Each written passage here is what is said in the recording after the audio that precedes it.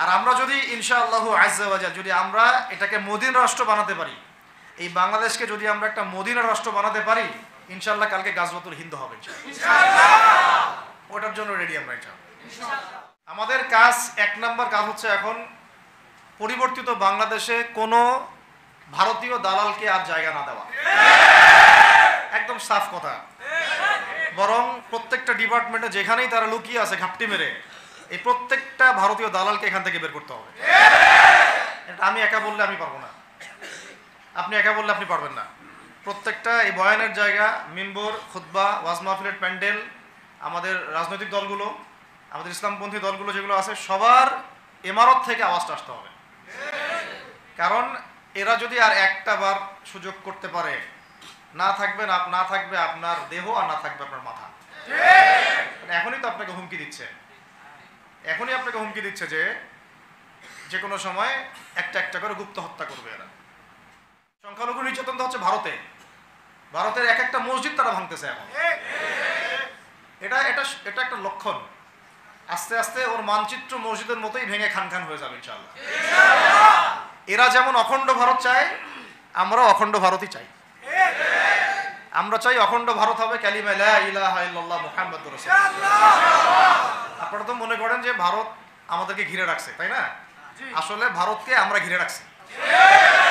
এই দিক থেকে আমরা, এই দিক থেকে চায়না, এখান থেকে নেপাল, এখান থেকে ভুটান, এখান থেকে মায়ানমার, এখান থেকে পাকিস্তান, আর তার চেয়ে বাপ আছে আফগানিস্তান। কোনো অবস্থাতেই এই পরিবর্তিত বাংলাদেশে কোনো আলেমকে বা কোনো দায়ীকে বা কোনো মুফতিকে, মুহাদ্দিসকে, মুফাসসিরকে জেলে ঢুকাইতে দেওয়া যাবে না,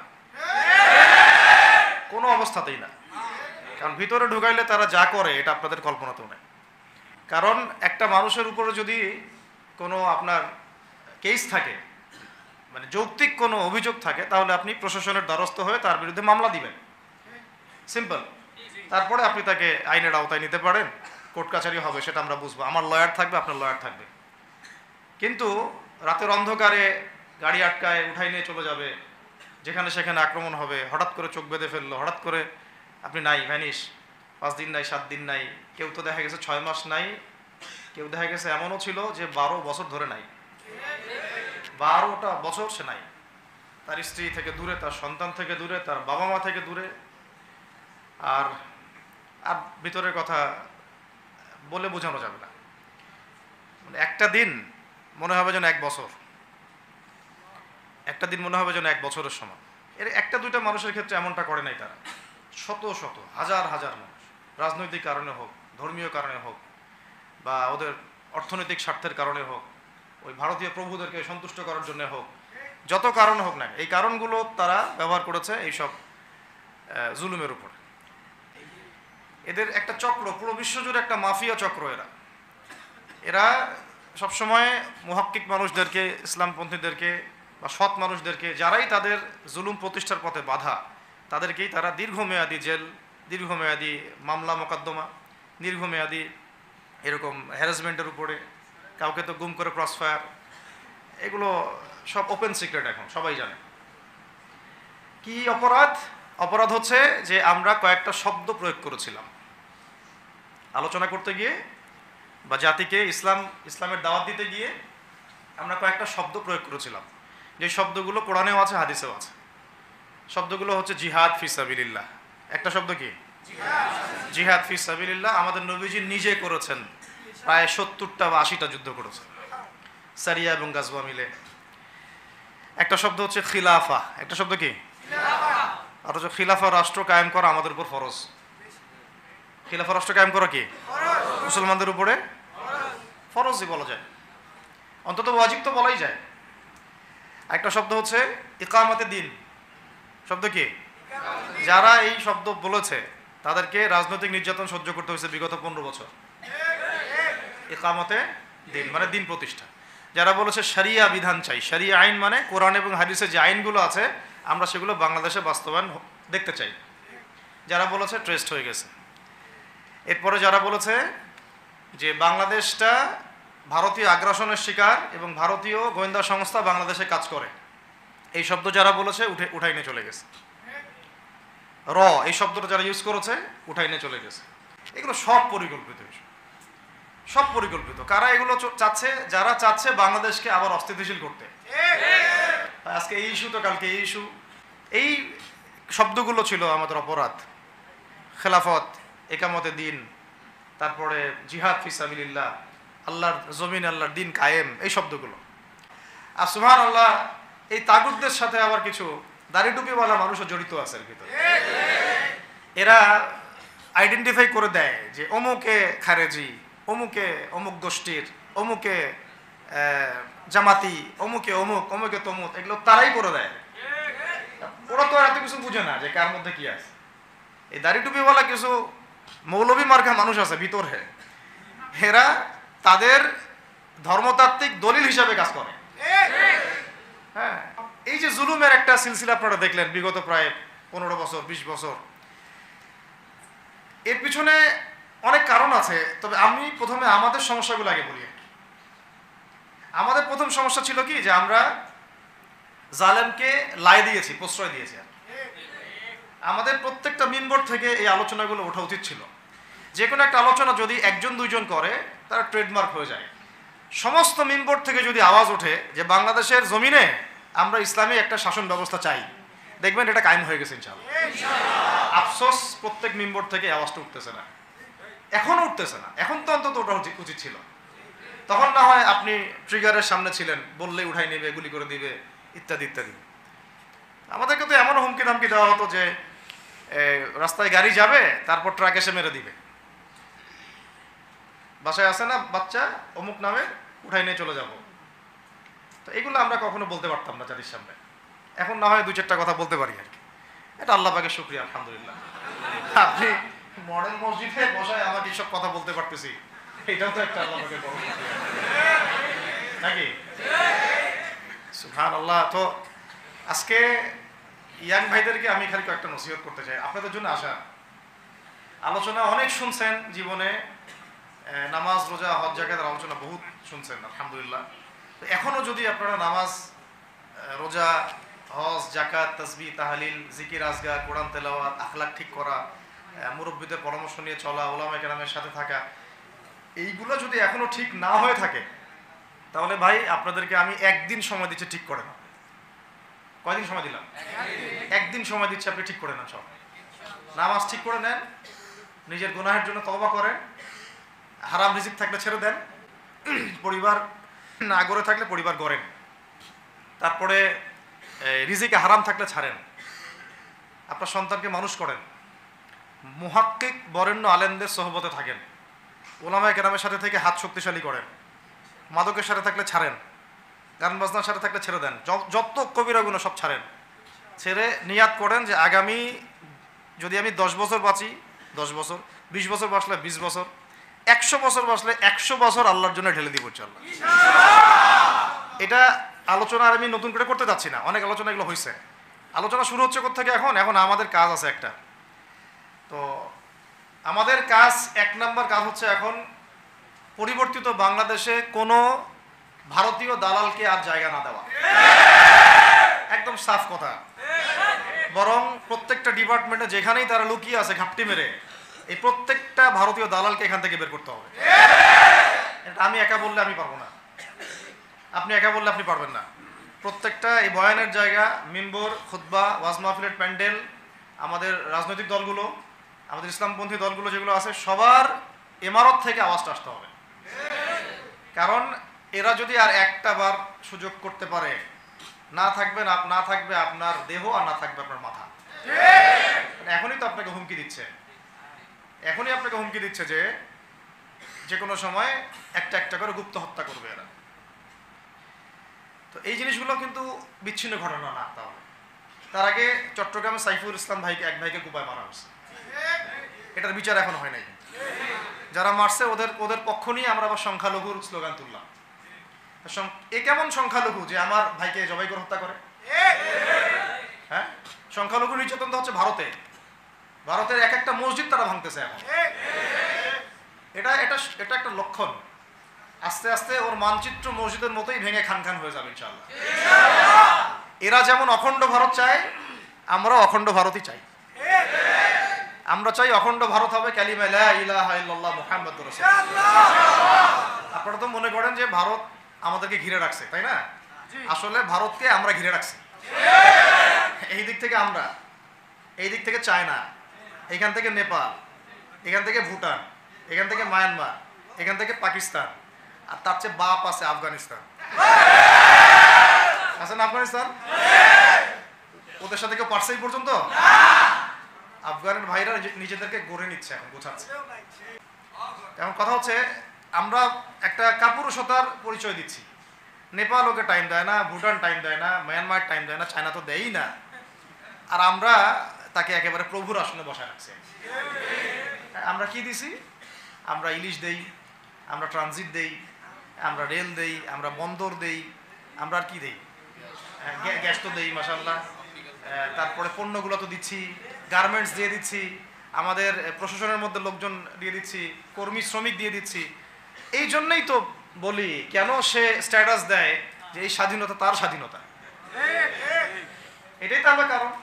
তার মানে তারা আমাদের সার্বভৌমত্বটাকে স্বীকার করে না, তাই না? তারা যদি আমাদের স্বাধীনতা সার্বভৌমত্বকে স্বীকার করতোই, তাহলে তো এরকম স্ট্যাটাস দিত না। তো এখন কথা হচ্ছে, আমরা মাথা নত করার জাতি না। আমাদের নবী মুহাম্মদ সাল্লাল্লাহু আলাইহি ওয়াসাল্লাম মাথা উঁচু করে দাওয়াতি কাজ করছেন। মার খেলেও কখনো তিনি মাথা নিচু করেন নাই।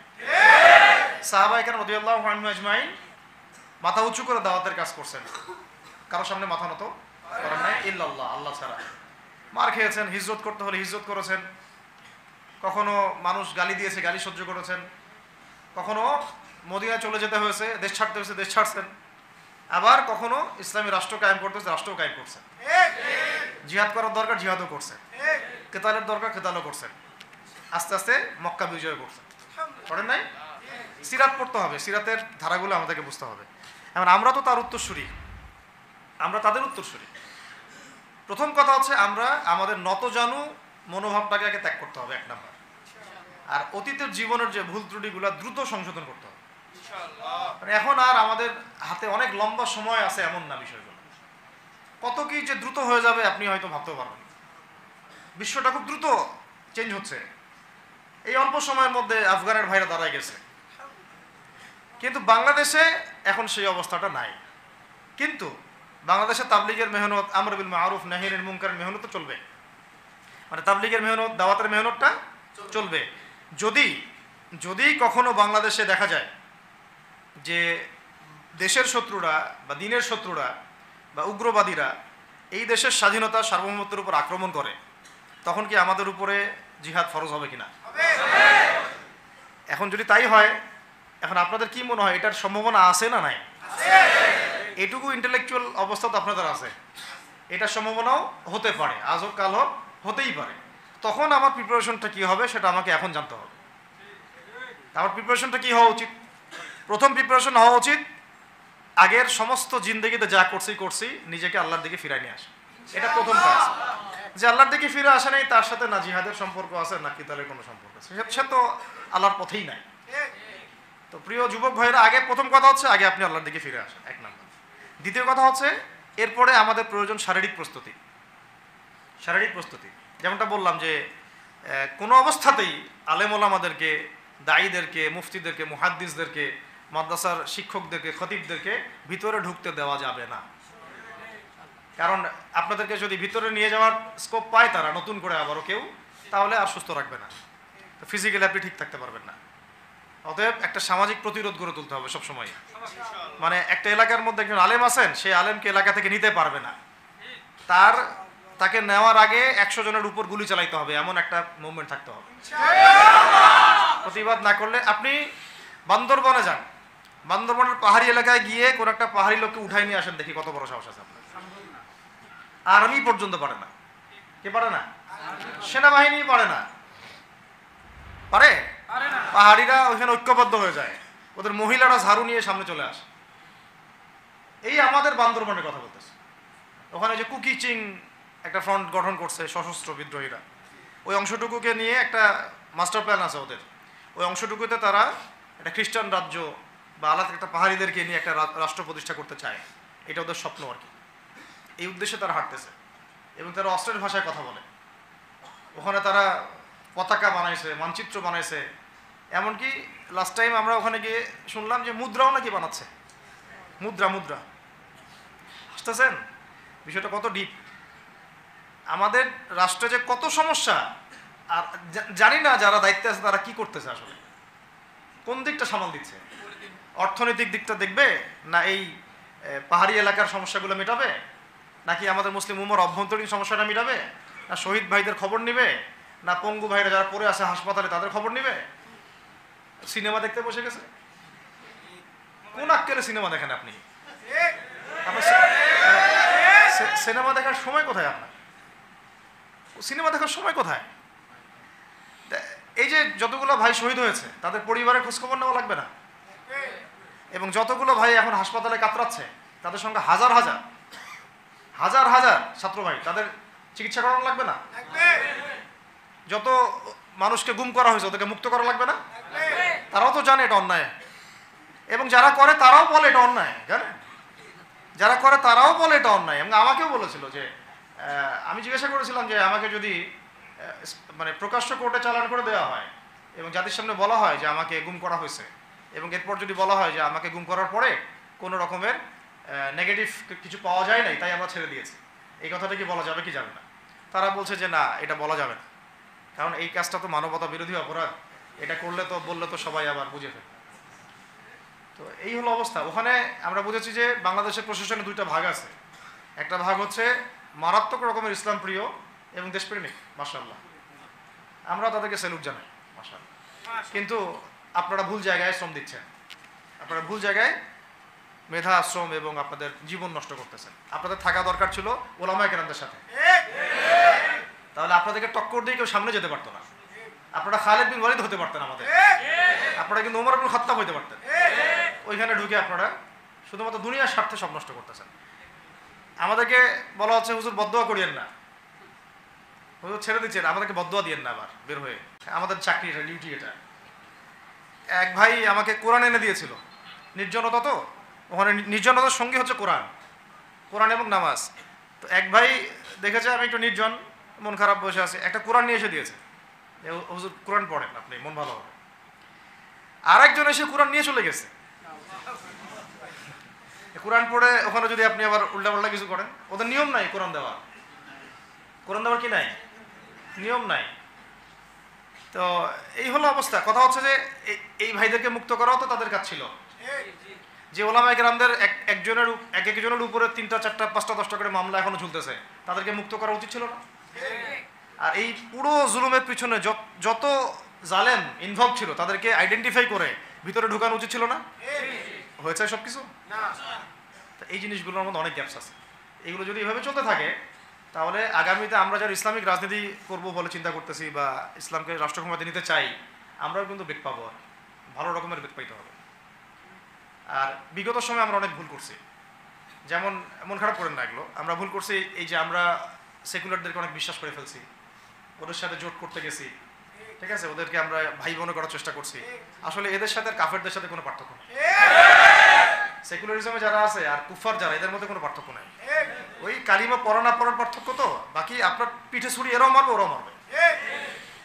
আর আমি ছোট মানুষ, ছোট জায়গা থেকে বলতে চাই যে আমাদের যে ওলামায়ে কেরামগণ মাঠে আছেন, যে রাজনৈতিক দলগুলো আপনারা মাঠে আছেন, এবার আপনারা কোনো রুটির টুকরার জন্য লড়বেন না, এবার পুরা রুটি নিয়ে লড়বেন। প্রত্যেক আসনে প্রার্থী দিবেন আপনারা, যেহেতু এর বাইরে সিস্টেম এখন অন্য সিস্টেমে যাওয়ার সুযোগ হচ্ছে না, তাহলে পুরা রুটিটার জন্য লড়তে হবে আপনাদের। আমাদের টার্গেট হচ্ছে এখন একটা ইসলামপন্থী সরকারকে রাষ্ট্র ক্ষমতায় নিয়ে যাওয়া, এটা আমাদের এখন প্রধান টার্গেট। এখন আমাদের এজেন্ডা স্পষ্ট, কোনো গোপন এজেন্ডা নাই। আমাদের কি নাই? কোনো গোপন এজেন্ডা নেই। আমরা চাই বাংলাদেশে এখন একটা ইসলামপন্থী রাষ্ট্র ব্যবস্থা গড়ে উঠুক, ইসলামপন্থী সরকার শাসন ক্ষমতায় আসবে। এটার জন্য আপনাদের সবার ভূমিকা আছে।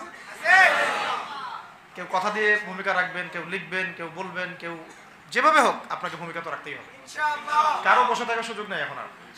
এই রাষ্ট্রটাকে ইসলামিক রাষ্ট্র হিসেবে গড়ার দায়িত্ব এখন সবার কাঁধে আসছে। আমরা আমাদের জায়গা থেকে বলতেছি, বাকি কাজ কিন্তু আপনাদেরকে করতে হবে। আল্লাহ পাক করার তৌফিক দান করেন। আর ইসলামপন্থী ভাইদের আপোষের যে দূরত্ব, এটা কমায় ফেলতে হবে। এই দূরত্ব রাখা যাবে না। ইখতিলাফ আছে থাক, যদি আকীদাগত মৌলিক কোনো পার্থক্য না থাকে, আমরা তো ভাই ভাই নাকি? আমাদের চেয়ে কি মানে সেকুলাররা আমাদের বেশি বড় ভাই? আমাদের চেয়ে কি ওই যে নাস্তিক মুরতাদরা আমাদের বড় ভাই? কমিউনিজমে যারা আছে ওরা আমাদের বড় ভাই? না এই গণতন্ত্রপন্থী যারা একবারে কট্টর ওরা আমাদের দিনী ভাই নাকি? আমাদের তো ভাই, সোজা কথা হচ্ছে ইন্নামাল মুমিনুনা ইখওয়া, ইন্নামাল মুমিনুনা, মুমিন যারা মুমিন, মুমিন ভাই। মুমিনে মুমিনে কি ভাই, খালাস। আল মুসলিম ওয়া আখুল মুসলিম, মুসলিমের ভাই কি মুসলিম, খালাস এইটুক। মুসলিম আমার ভাই, মুসলিম আমার ভাই। এখন যারা এদেশের রাষ্ট্র ক্ষমতায় ইসলামকে চায় না, তারা আমাদের ভাই না। সে যে কোনো নামে আসুক, এক্স ওয়াই জেড, দেখার দরকার নেই। এক্স নামে আসুক, ওয়াই নামে আসুক, জেড নামে আসুক, যারা রাষ্ট্র ব্যবস্থা ইসলামকে চায় না, তারা আমার ভাই খালাস, সোজা কথা। এবং রাষ্ট্র ব্যবস্থা ইসলাম চায় যে ভাইরা আমাদের, ওই ভাইদেরকে একসাথে থাকতে হবে। আল্লাহর কসম করে বলতেছি, ইনশাআল্লাহ যদি এই ভাইরা আমরা একসাথে থাকতে পারি, এর সাথে আমরা দায়ীরা, তালেবে ইলমরা এবং আপনারা তো যুব সমাজ আছেন, আমাদেরকে টক্কর দিয়ে বাংলাদেশের রাষ্ট্র ক্ষমতায় কেউ যাইতে পারবে না ইনশাআল্লাহ। সবাইকে ভূমিকা রাখতে হবে। এখন অন্যান্য আলোচনা চেয়ে এই আলোচনাটাই বেশি দরকার। অন্য আলোচনা অনেক শুনছেন জীবনে, এখন বাংলাদেশের দরকার একটা ইসলামপন্থী রাষ্ট্র ব্যবস্থা। এর বাইরে কোনো আলাপ নাই। এখন এটা প্রতিষ্ঠা করার জন্য কি করতে হবে সেটা ফিকির করে না। ছাত্র ভাইরা এই ভুলটা করছেন, ছাত্র ভাইরা ভুলটা করছেন, কারণ আপনাদের দিনের জ্ঞানের বুঝের কারণে করছেন, বুঝের অভাবের কারণে করছেন। ঠিক আছে, ঠিক আছে। এখন যে মানে সম্ভাবনা শেষ হয়ে গেছে এমনও না। এখন সবাই প্রতিবাদের ভাষায় কথা বলতে পারে, একটা রেভলিউশন ঘটানোর মতো সিচুয়েশন বাংলাদেশে আছে। অন্তত পক্ষে আমাদের ভাইদের মধ্যে আমরা দেখেছি, ছাত্র ভাইদের মধ্যে সাহস তো মাশাআল্লাহ অবশ্যই আছে, ডেডিকেশন আছে, জীবন দেওয়ার মানসিকতা আছে। তাদেরকে খালি নার্সিং করতে হবে, জীবনটা যেন ভুল পথে না যায়। এখন আবু সাঈদের রক্তের উপর দাঁড়ায় যদি কোনো সেকুলার ক্ষমতায় আসে, তাহলে এটা আবু সাঈদের রক্তের সাথে গাদ্দারি হচ্ছে।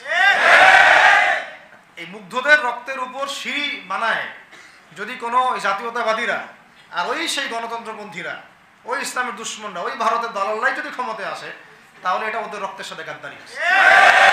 এই গাদ্দারির মাফ হবে না। এটা পলাশির যুদ্ধের চেয়ে বড় মির্জাফরি হয়েছে, এটা ৭১-এর চেয়ে বড় রাজাকারী হয়েছে। আপনারা বলেন যে দেখেন, ভালো করে বুঝেন, গুম হয়েছে এক শ্রেণী, আমার কথা মন খারাপ করে না, এক শ্রেণী গুম হয়ে গেছে, এক শ্রেণী ক্রসফায়ার, এক শ্রেণী শাপলা চত্বরে রক্ত দিছে, তাই নাই? এক শ্রেণী ওলামায়ে কেরাম মামলা নিয়ে ঘুরে বেড়াচ্ছে মাথার উপরে, এক শ্রেণীর ছাত্র ভাইরা রাস্তায় শহীদ হলো, আর এক শ্রেণীর ছাত্র ভাইরা পঙ্গু হয়ে হাসপাতালে বেডে পড়ে আছে। ক্ষমতায় গেছে কারা? নতুন এক শ্রেণী। হ্যাঁ, এবং ওখানে এমন কিছু মানুষ আছে যাদের সাথে আন্দোলনে কোনো সম্পর্কই ছিল না, সম্পূর্ণ উড়ে এসে জুড়ে বসছে তারা। তাহলে এখানে ইসলামিক রাজনৈতিক দলগুলোকে সামনে রাখা যাইতো, তাদের থেকে তো উপদেষ্টা একটাও নেয় নাই। জামাত ইসলাম থেকে একটা উপদেষ্টা নিছে কিনা? হেফাজত ইসলাম থেকে কোনো উপদেষ্টা নিছে কিনা? আমাদের চরমনায় থেকে একটা উপদেষ্টা নিছে কিনা বলেন? তার মানে রাষ্ট্র গঠনে আমাদের কোনো ভূমিকা নাই না। আমাদেরকে বুঝাইছে যে আপনারা পরে আসেন, ইলেকশন দিব, তখন আপনারা ইলেকশন লড়েন।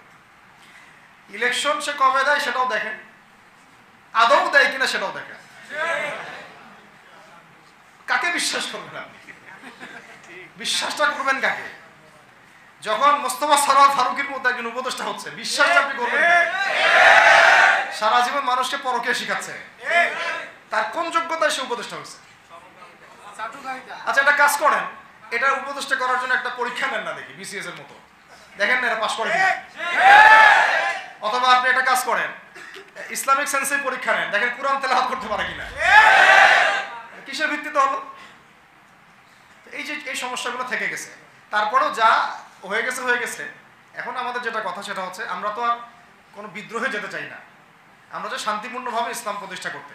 কিন্তু প্রয়োজনে যদি তারা মানে আমাদের উপর জুলুমের ভাষা বেছে নেয়, তাহলে আমরা অবশ্যই এবার প্রতিবাদের ভাষা বেছে নিব ইনশাআল্লাহ।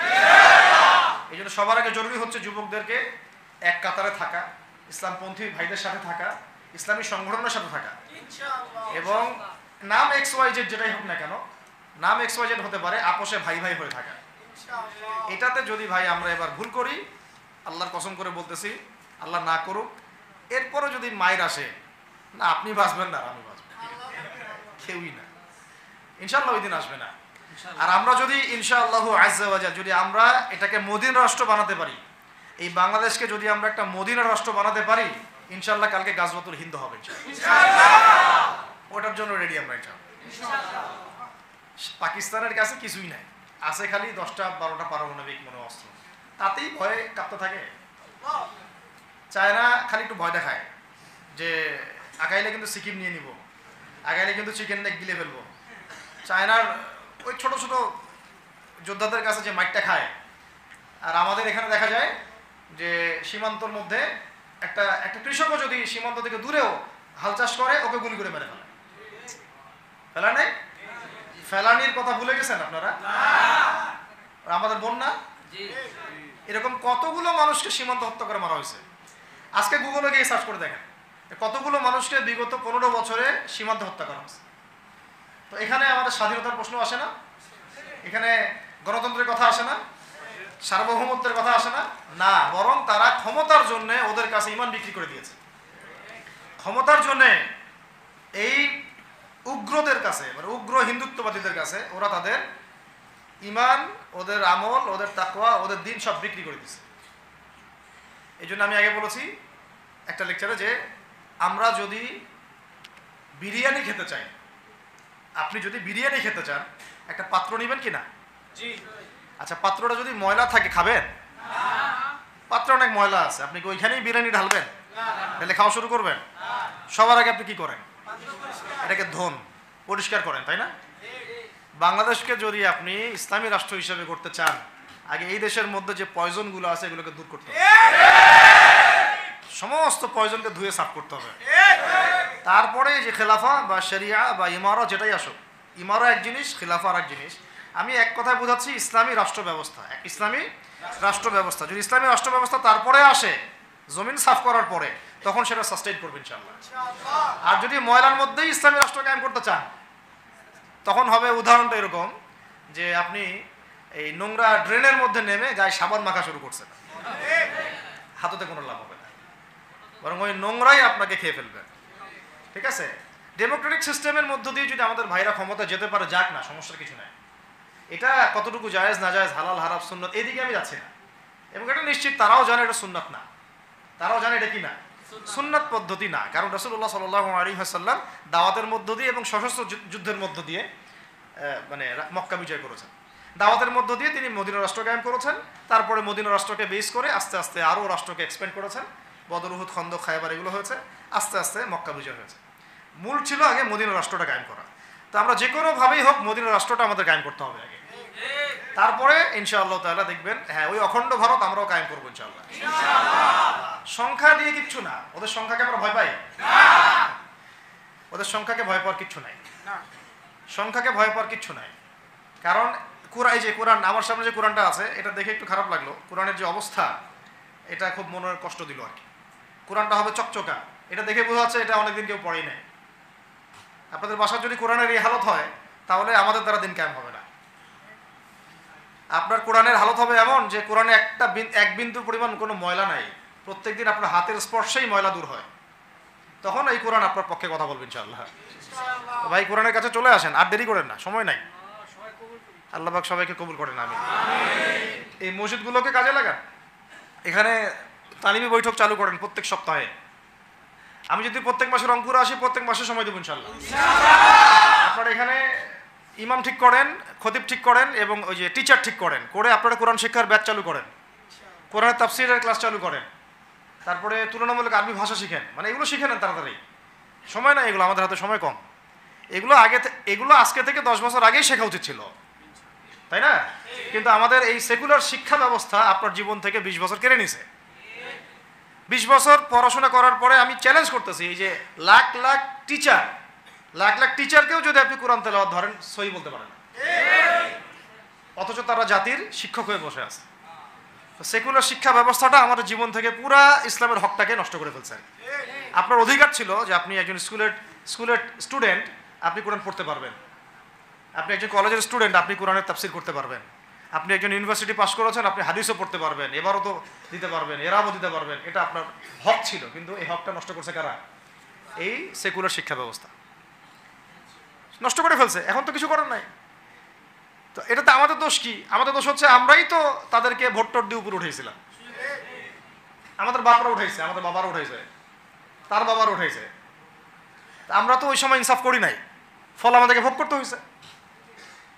আপনি এই প্রসঙ্গে দুটো কথা বলেই ফেলেন, নাহলে আমি মানে হকাদায় হয় না। একটা মুসলিম ঘরের ছেলে, তার অধিকার নাই প্রাইমারি স্কুলে গিয়ে সে কোরআন শিখবে? আচ্ছা, আমাদের মৌলিক অধিকার কি? খাদ্য, বস্ত্র, বাসস্থান, শিক্ষা, চিকিৎসা, 5টা বলি না? তো কোরআন আমার মৌলিক অধিকার না?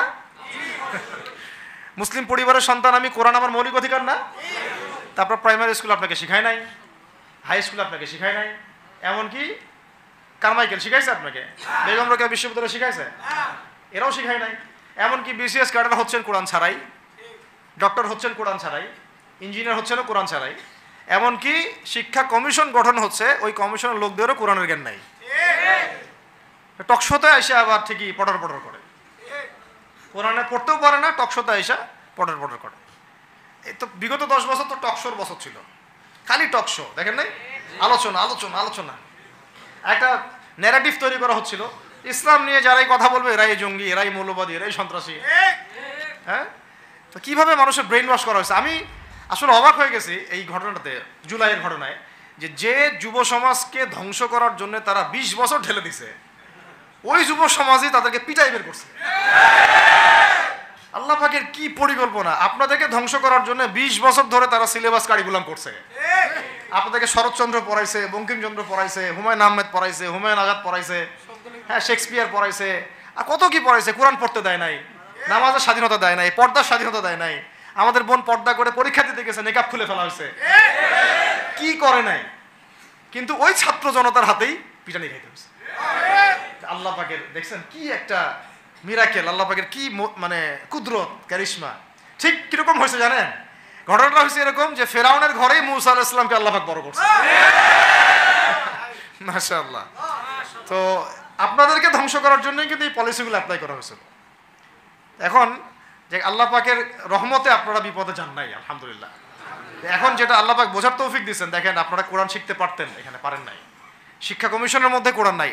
শুধু তাই না, দেখেন 360 জন এমপি মন্ত্রীকে আপনি বসায় দেন, 360 জন এমপি মন্ত্রীকে বসায় তাদের সবাইকে শুধু কিচ্ছু না, আমি বলবো খালি সূরা ফাতিহা তিলাওয়াত করতে বলেন। তো এখন প্রিয় ভাইরা, কথা অনেক হয়ে গেছে, মূল কথা হচ্ছে যে আমাদেরকে এখন একটা নতুন উদ্দেশ্য নিয়ে, টার্গেট নিয়ে, একটা মিশন নিয়ে আগামীকাল থেকে পথ চলতে হবে ইনশাআল্লাহ।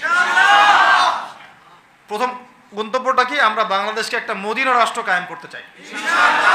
সেটা যদি করতেই হয় তাহলে আমাকে কার আদলে করতে হবে, কার সুন্নতে করতে হবে? নবী মুহাম্মদ সাল্লাল্লাহু আলাইহি ওয়াসাল্লামের তরিকায়। এবং তার তরিকার প্রথম কাজটাই হচ্ছে আগে ইলম শিখতে হবে। কি শিখতে হবে?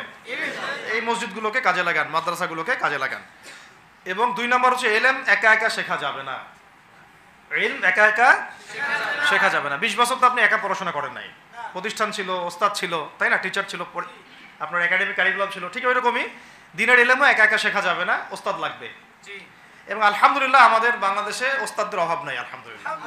প্রত্যেক জেলায় জেলায় উপজেলায় সব জায়গাতেই মুহাক্কিক বরেণ্য আলেমগণ আছেন, আলহামদুলিল্লাহ। আর আপনি খুঁজে বের করবেন কে মুহাক্কিক আলেম। আমি কিছু মানে তাদের বৈশিষ্ট্য বলতে পারি যে তারা নিজেকে জাহির করেন না, বিনয়ী হন, অহংকারী হন না, তারা এত বেশি আইওয়া শোডাউন এত পছন্দ করেন না, নিজেকে আড়াল করার চেষ্টা করেন, হক কথা বলতে তারা ভয় করেন না। এবং তারা অনেক গভীর জ্ঞানের অধিকারী হওয়া সত্ত্বেও অনেক বেশি বিনয়ী হন না। এগুলো দেখে আপনি চিনবেন, ঠিক আছে? আমাদের সালাফরা তো বলতেন যে মুহাক্কিক মানুষকে পাবেন 2 জায়গায়, এক হচ্ছে মাটির তলে, আরেকটা হচ্ছে জেলখানায়, ঠিক আছে? তো যাই হোক, এখন অনেক বরেণ্য উলামায়ে কেরাম আমাদের সমাজে আছেন, তাদের যে কারোর সাথে অন্তত একজনের সাথে নিসবত রাখেন, অন্তত একজনের সাথে নিসবত রাখেন, ঠিক আছে? তো এটা আমাদের সৌভাগ্য, আলহামদুলিল্লাহ, যে বাংলাদেশে বহু মাদ্রাসা, বহু কওমি মাদ্রাসা, আলিয়া মাদ্রাসা, অনেক ধরনের মাদ্রাসা আছে। কিছু সংকীর্ণতা বা কিছু সমস্যা আমাদের মধ্যে থাকতে পারে, এটা যে কোনো জায়গায় থাকতে পারে, কিন্তু আলহামদুলিল্লাহ এই খেদমতটুকু আছে বলেই এখন পর্যন্ত দ্বীন ইসলামকে তারা মিটাইতে পারে নাই, আলহামদুলিল্লাহ। তো ইলম শিখবো 1 নাম্বার। 2 নাম্বার হচ্ছে ইলম মুহাক্কিক কোন আলেমের সোহবতে শিখবো, একা একা শিখবো না। 3 নম্বর হচ্ছে যা শিখবো আমলে নিয়ে আসতে হবে। কি বললাম? যা শিখবো আমলে নিয়ে চলে আসতে হবে, ফেলে রাখা যাবে না। আল্লাহ আমাকে তৌফিক দেন, আপনাদের সবাইকে তৌফিক দান করেন। 4 নম্বর সময় কাজে লাগাইতে হবে। সময় কাজে লাগাইতে হবে, কোনো অবস্থাতেই আর হেলায় ফেলায় সময় নষ্ট করবো না। আমিও করবো না ইনশাল্লাহ, আপনারাও করবেন না ইনশাল্লাহ। 5 নম্বর হচ্ছে নিজের প্রতিভাকে খুঁজে বের করবেন। সবাইকে আল্লাহ কিছু না কিছু প্রতিভা দিয়েছেন, প্রতিভা খুঁজে বের করে ইসলামের জন্য কাজে লাগাবেন। 6 নম্বর হচ্ছে যাদের রিজিক হালাল তাদের তো আলহামদুলিল্লাহ কোনো সমস্যা নেই, যাদের হারাম রিজিক আজকে ছাড়তে হবে। কোনো সুদের সাথে সম্পৃক্ত থাকা যাবে না, কোনো ঘুষ, কোনো দুর্নীতি, কোনো মাপে কম দেওয়া, কোনো হারামে আমি খাবো না, আমি কোনো হারামের কাছে যাব না। আর উত্তরবঙ্গের বড় বড় ফেতনাগুলোর মধ্যে এই সুদী এনজিওদের ফেতনাও আছে, কাদিয়ানিদের ফেতনাও আছে, তাই না? তারপরে আপনার এই যে ইসাই মুসলিমদের একটা ফেতনা আছে না, একটা ফেতনা আছে। তারপরে এই আপনার বিড়ি ফ্যাক্টরি, তামাক ফ্যাক্টরির এগুলা ফেতনা আছে, হারাম খাবার। আবার নতুন করে ইসকনের ফেতনাও উত্তরবঙ্গে দেখা যাচ্ছে। তো এই ফেতনাগুলোকে চিহ্নিত করে আপনাকে বেঁচে থাকতে হবে এবং রিজিকটাকে হালাল করে ফেলতে হবে, ঠিক আছে? এর পাশাপাশি হচ্ছে 6 নম্বর বলবো যে পরিবারগুলো গড়ে তুলতে হবে। প্রত্যেকটা পরিবার হবে একটা দুর্গ, মানে আমার পরিবার হচ্ছে আমার একটা ইসলামিক রাষ্ট্রের মতো। এই পরিবারের মধ্যে অন ইসলামিক কোনো কাজ চলে না। পরিবারের মালিক কে? আমি না? এখানে কি রাষ্ট্র আমাকে হস্তক্ষেপ করতে পারবে? তা আমার পরিবার আমার কন্ট্রোলে চলবে, একদম ইসলামিক অনুশাসন অনুযায়ী চলবে, ডানে বামে নড়তে পারবে না। এভাবে আপনাকে শক্ত থাকতে হবে। 7 নম্বর হচ্ছে এখন থেকে তাবলীগের কাজ সবাইকে করতে হবে। কতটুকু করবেন? যতটুকু আপনি জানেন, যতটুকু আপনি জানেন। যেটা জানেন না ওটা নিয়ে কথা বলার দরকার নেই। আর সমাজে কিছু ইখতিলাফি মাসালাগুলো আছে যেগুলোকে নিয়ে কিছু মানে মোটা বুদ্ধির মানুষেরা আর কি মসজিদগুলো ভাগ করে ফেলে, ঠিক আছে? এই পাল্লায় পড়া যাবে না। ইখতিলাফি মাসালাগুলো সাহাবীদের যুগ থেকেই ছিল, এগুলো নিয়ে মতবিরোধের সুযোগ নাই। এটা তার কাছে এই মাসালাটা অথেন্টিক মনে হয়, সে আমল করতেছে, করুক। আমার কাছে এই ফিকহের আলোকে এটা বেশি অথেন্টিক মনে হয়, আমি এটা আমল করতেছি। এগুলো নিয়ে কোনো রকমের আর দ্বন্দ্বে যাবেন না। বরং আমরা এখন ঐক্যবদ্ধ হব কিসের ভিত্তিতে? আমরা ঐক্যবদ্ধ হব আকীদা, আমল এবং মানহাজের ভিত্তিতে। আমাদের আকীদা আহলুস সুন্নাহ ওয়াল জামাআর আকীদা থাকবে, আমল থাকবে সাহাবীওয়ালা আমল, এবং মানহাজ থাকবে আমরা সালাফদের আদলে বাংলাদেশে দিন কায়েম করতে চাই। খালাস। আর যারা দিন কায়েমের কথা বলবে না ওদের সাথে আমার ঐক্য হবে না। কি হবে? দিন কায়েমের কোনো ফিকির নাই, তার সাথে আমার ঐক্য হবে কিভাবে? তার ফিকির আছে শুধু মসজিদ নিয়ে আর অন্য কিছু নিয়ে, তার দল নিয়ে বা তার মানে আরো তো আছে অনেক কিছু আর কি, এইগুলো নিয়ে। তো ওইগুলো বাদ দিলাম। এই আমর বিল মারুফের কাজ সবাইকে করতে হবে এবং একই সাথে সবাইকে এখন থেকে প্রতিবাদী হতে হবে, অন্যায়ে নিষেধ করতে হবে। এলাকায় অন্যায় হতে দিবেন না আপনারা। এলাকার মধ্যে জুয়া খেলবে কেন? আপনারা প্রতিবাদী হবেন। এখানে গাঁজা খাবে কেন? আপনি প্রতিবাদী হবেন। মাদকের আকারা হবে কেন? আপনারা প্রতিবাদ করবেন। এখন তো আপনি পুলিশ প্রশাসনের অপেক্ষায় বসে থাকার সময় নাই তো এখন আপনার। একজন নেককার, মুত্তাকি, পরহেজগার মানুষ প্রত্যেকটা এলাকায় থাকা দরকার। আপনাদের মধ্যে একটা জামাআ বা কমিউনিটি থাকা দরকার, মানে একটা অ্যাসোসিয়েশন থাকা দরকার, যারা ওই এলাকাকে সংস্কারের কাজ করবে ইনশাআল্লাহ। অথবা বৃহত্তর সংগঠন যেগুলো আছে বাংলাদেশে তাদের অঙ্গ সংগঠন হিসেবে আপনারা কাজ করতে পারেন। আল্লাহ পাক তৌফিক দান করেন। মানে একটা চেইন অফ কমান্ড গড়ে তুলতে হবে দেশব্যাপী। এটা অলরেডি আছে এবং নতুন করেও যদি কেউ চায় যে আমি কিছু অ্যাসোসিয়েশন করব যেটা আমর বিল মারুফের কাজ করবে, নাহির মুনকারের কাজ করবে, তাহলে এটাও করতে পারেন ইনশাআল্লাহ। আর এর সাথে আমি বলবো যে আমাদের জান, মাল, সময়, শ্রম, কয়টা কথা বললাম? জান, মাল, সময় এবং শ্রম। জান, আমাদের মাল, আমাদের সময়, আমাদের শ্রম, এই 4টা জিনিসকে আল্লাহর জন্য ওয়াকফ করে দিতে হবে। দুনিয়াতে মুসাফির আমরা, দুনিয়াতে কি আমরা মুসাফির। আমাদেরকে পাঠানোই হয়েছে আল্লাহর ইবাদত করার জন্য। এবং শুধু একা ইবাদত করবো কেন? আমি কি স্বার্থপর? আমার পরিবারটাও করতে হবে। এবং শুধু পরিবার কেন করবো? আমার সমাজটাও করতে হবে, আমার রাষ্ট্রটাকেও করতে হবে। কারণ রাষ্ট্রীয় কাঠামোতে ইসলাম না থাকলে আমি সমাজ চেঞ্জ করতে পারবো না। সহজ কথা, সব কথা কিন্তু ওই গোড়াতে গিয়ে ঠেকতেছে। কারণ রাষ্ট্র ব্যবস্থা যদি ইসলাম না যায়, রাজনীতির মধ্যে ইসলাম যদি না যায়, এবং একটা ইসলামিক শরিয়া ভিত্তিক বা ইমারা ভিত্তিক রাষ্ট্র যদি কায়েম না হয়, এই শব্দগুলো হয়তো তারা বুঝে না। মানে ইসলামী একটা রাষ্ট্র ব্যবস্থার কাঠামো যদি না থাকে, তাহলে আপনি ব্যাংকিং সিস্টেমকে সংস্কার করতে পারবেন না, সুদের মধ্যে সংস্কার আনতে পারবেন না, শুধু এনজিওর বিরুদ্ধে আপনি কোনো পদক্ষেপ নিতে পারবেন না, আপনি সমাজের এই যে ফাসাদ, নোংরামি, এগুলো বন্ধ করতে পারবেন না, আপনি এই যে কাদিয়ানি মতবাদের বিরুদ্ধে কিছু করতে পারবেন না, ওদের অর্থনৈতিক দানা আপনি কাটতে পারবেন না, ওদের পলিটিক্যাল সাপোর্ট আপনারা কাটতে পারবেন না। তারপরে ওই জায়গায় ইসলাম না গেলে এই সাংস্কৃতিক আগ্রাসনগুলো কাটাতে পারবেন না। পাশের প্রতিবেশী রাষ্ট্রদের যে আগ্রাসী ভূমিকা, এগুলোর ব্যাপারে আপনি কোনো পদক্ষেপ নিতে পারবেন না। তাই ওই জায়গা পর্যন্ত যদি না যেতে পারি আমরা, তাহলে কথাগুলো শুধু বলাই হবে, কোনো বাস্তবায়ন হবে না। অতএব আমাদের মূল কাজ একটা, এখন ওই উপরের লেভেলে ইসলামকে নিয়ে যাওয়া। এই কাজগুলোর মধ্য দিয়ে আমরা ইসলামকে নিয়ে যাবো ইনশাআল্লাহ তাআলা। আর সর্বোপরি আসন্ন সময়গুলোতে যখন ওলামায়ে কেরাম, আমাদের বরেণ্য আলেমগণ, আমাদের বরেণ্য ওস্তাদগণ এবং আমাদের তুল্লাবরা, আমাদের জামাআগুলো, আমাদের ইমারাগুলো এবং আমাদের ইসলামী সংগঠনগুলো, তারা যখন মাঠে থাকবে, তখন তাদেরকে একা ছেড়ে দেওয়া যাবে না। মই দিয়ে গাছে উঠায় মই টানা যাবে না। শাপলা চত্বরে এই কাজটা করছেন আপনারা, কিন্তু শাপলাতে কিন্তু এই কাজটা হয়েছে। ওখানে কিন্তু এতগুলো ভাইয়ের ওখানে শহীদ হওয়ার কথা ছিল না, এত সহজ ছিল না বিষয়টা। কিন্তু কিছু ভাই ছিল ওখানে আমাদের সাথে প্রতারণা করেছে, মই দিয়ে আমাদের কিন্তু মই টেনে নিছে, আমাদেরকে উপরে উঠে দিছে। এরপর থেকে তো কত জেল, কত জুলুম, কত মামলা মোকদ্দমা, কত গুম হয়ে গেল। শাপলার পর থেকে হিসাব করেন তো। এবার এই ভুলগুলো আর করতে যায় না, এই মুনাফিকিগুলো আর কেউ করতে যায় না। আল্লাহর ওয়াস্তে আপনারা ওলামায়ে কেরামদের সাথে থাকেন, হাত শক্ত করেন, মই দিয়ে আবার গাছে উঠায় মই টানে নিয়েন না। আমি কি বুঝাতে পারছি? বুঝতে পারি নাই মনে হয়। অর্থাৎ ওলামায়ে কেরামগণ যখন মাঠে থাকবেন, ইসলামী সংগঠনগুলো যখন মাঠে থাকবে, আপনাদেরকে আমরা পাশে চাই।